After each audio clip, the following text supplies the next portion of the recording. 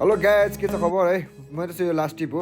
अब कस्तो हुन्छ ट्याक्क पारेर हेरौँ। एकजना लेडिजले चाहिँ एक्सेप्ट गर्नुभएको छ मेरो रिक्वेस्टलाई। र भोलिबाट चाहिँ हाम्रो प्लाटिनियम ड्राइभर गिभ अवेको चाहिँ फर्स्ट विक सुरु हुँदैछ है।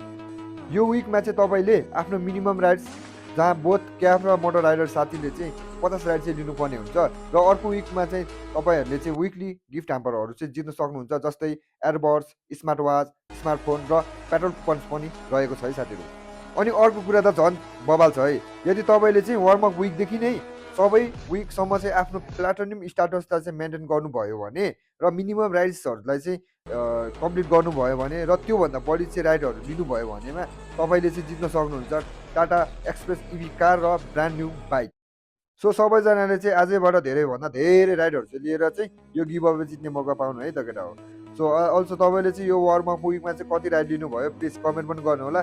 ल ट्याक्क गरेर मेरो चाहिँ कस्टमर पनि भेट भयो। हामी चाहिँ लाग्यौँ। टाटा बाई बाई, अर्को भ्लगमा भेटौँला है।